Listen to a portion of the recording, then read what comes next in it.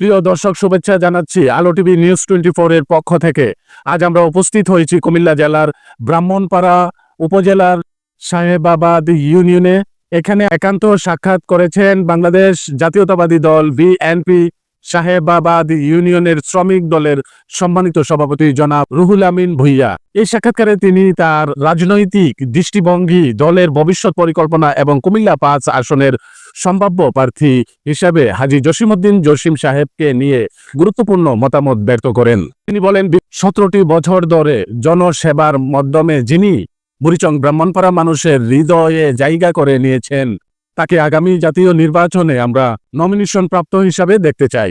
প্রিয় দর্শক, সম্পূর্ণ সাক্ষাৎকারটি এক্ষুনি দেখতে পাবেন আলো টিভি নিউজ 24-এ।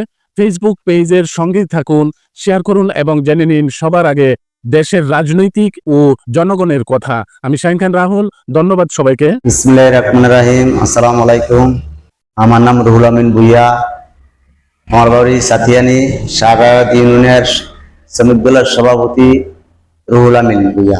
আমার একটাই দাবি, আমাদের বিএনপি যারা করি, বুড়িচং ব্রাহ্মণপাড়া যুব দল, স্বেচ্ছাসেবক দল, মূল দল, মৎস্যজীবী দল, কৃষক দল, সবাই আমরা এক দাবি, আমাদের জসিম ভাইয়ের নমিনেশন দেওয়া হোক। জসিম ভাইয়ের জন্য সবাই এই ঘোরাঘুরি কষ্ট করতে আসছে। আর জসিম ভাই যে একটা লোক আমাদের আজ 17টা বছর গোছাই রাখছে, 17টা বছর আমাদের পাশে। এই মামলা হামলা, এই মামলার সম্পূর্ণ এই মামলা টামলা দেখতেছে আমাদের জসিম ভাই, সম্পূর্ণ খরচ জসিম ভাই চালাইতেছে। জসিম ভাই এরকম একটা মানুষ, কিন্তু আমরা এই মনে করেন যে ডাক দিলে আমরা সবাই একসাথে আইসা করি, জসিম ভাইয়ের ডাকে সাড়া দিই। জসিম ভাইয়ের জনগণ আল্লাহ রহমত। জসিম ভাই যদি গাড়িতে নামে, এই লোক আইয়া নমিনেশন নিত, এই লোক আইয়া নমিনেশন নিত। জসিম ভাইয়ের গাড়িতে নামলে একটা মানুষের দিকে 2000 2500। বাংলাদেশ জাতীয়তাবাদী দল ভারপ্রাপ্ত তারেক রহমানের কাছে আমার একটাই অনুরোধ, জসিম ভাইকে কুমিল্লা 5 বুড়িচং ব্রাহ্মণপাড়ার ভিতরে জসিম ভাইকে নমিনেশন দিবেন। আমার বাড়ি সাতিয়ানি, ব্যারিস্টার এলাকার লোক আমি। ব্যারিস্টার আমাদের চাচাই লাগে, কিন্তু 17টি বছর, আজকে 17 বছর এই জসিম ভাই আমরা গুছাই রাখছে, চাইয়া রাখছে, কিন্তু কেউ খবর লইছে না। হন আইছে নির্বাচন, আইছে এই জন্য নির্বাচন করবো, এই জন্য নির্বাচন করবো, কিন্তু 17টা বছর কে আসছিল? জসিম ভাই নিয়ে বাসায় রাখছে, ঢাকা রাখছে, কুমিল্লা রাখছে। আমরা লুকাই আসলাম, এখন দেখা গেছে মুখানাস জায়গায় নিয়ে আমরা 800 দিচ্ছে। এই 25 সরকারের আমলে এই মামলা হামলা আমরা হয়রানি করিয়া মাধবপুর, আমি আছি বাড়ি মাধবপুর, গাড়ি পোড়ার মামলা দিছে, বোমা হামলার মামলা দিছে।